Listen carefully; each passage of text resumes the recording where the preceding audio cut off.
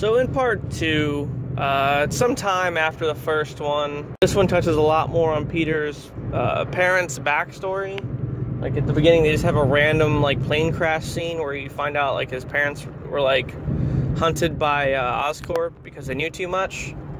Peter and Gwen are doing good, but he ends up breaking up with her because he doesn't want her to die the way her dad did, and he's scared for her safety because he's Spider-Man. You could just stop being Spider-Man, bro. Enjoy your life. Like, come on. But he doesn't. He kicks the girl to the curb. So anyway, then he just watches her sketchily from afar for like a good portion of the movie. You got this guy, Max Dillon, who's like an electrician that works for Oscorp. He's more or less just like a lackey, I guess. He's not really like somebody who's like respected at all. He's like a Steve Urkel type. But he creates this power grid that gives like the city like clean, efficient energy, and they just take credit for it and tell him to go fuck himself.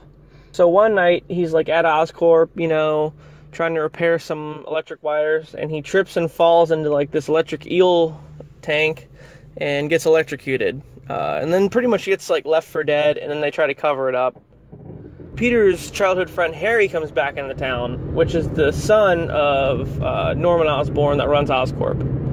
He pretty much shipped him away to boarding school when he was young. So he comes back, and he finds out that his dad's dying of like some genetic disease that's like hereditary from their family. Turns out that's what all the spiders were for in the first movie when he gets bit. They were trying to cure his weird disease. The dad dies or whatever, and then Harry's, I guess, the successor, but the board doesn't trust him because he's a kid, and a bunch of fuckery happens. And then he slowly starts to get his dad's disease, like very slowly. Just conveniently, though, for plot. Then you got this other guy, this Alexei Setsevich. He was kind of a comedic villain. He wasn't really taken seriously, but he's like a Russian gangster.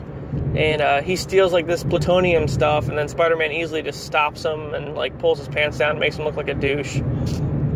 He wins back Gwen Stacy, but just in time for Max Dillon to come back around. He realizes that now he has powers given to him by the electric eels, and he's pretty much just a living being of electricity. He calls himself Electro.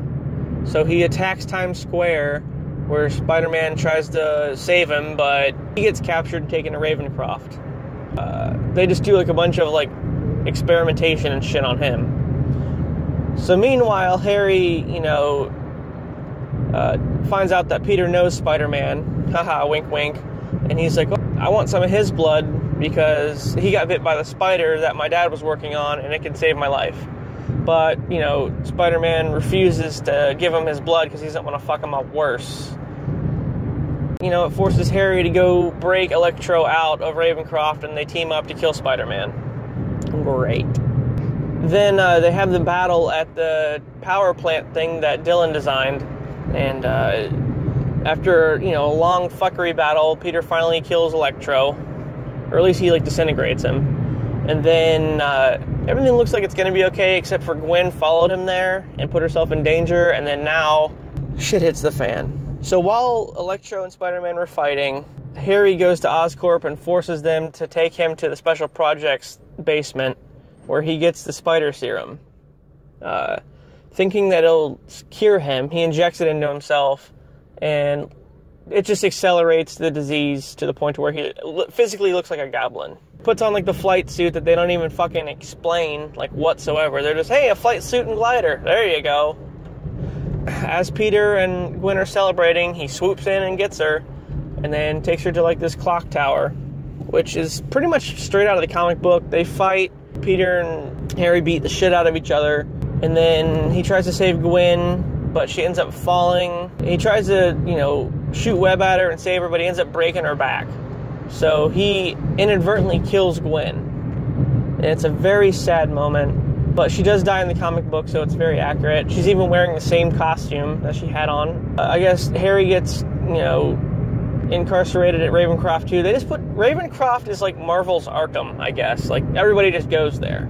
Anyway, so then he just mourns her death for like months and months. Like you just literally see the seasons change. Like, bro, come on. It shows Harry being visited by like the same dude that visited Lizard, the Man in Black, I guess they call him. And he's like, yeah, let's start a team. He goes back to, like, Oscorp and goes into that special projects wing, and he's, like, walking through it, and you see, like, all the shit, like, Easter eggs or whatever for, like, Sinister Six. Like, you see Dr. Ock's arms and like, a bunch of shit like that. Then it brings back, you know, the Russian guy I was talking about earlier. They put him in a mechanized rhino suit, and he's the Rhino.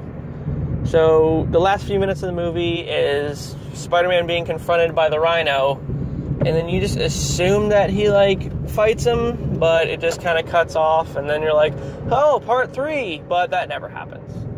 The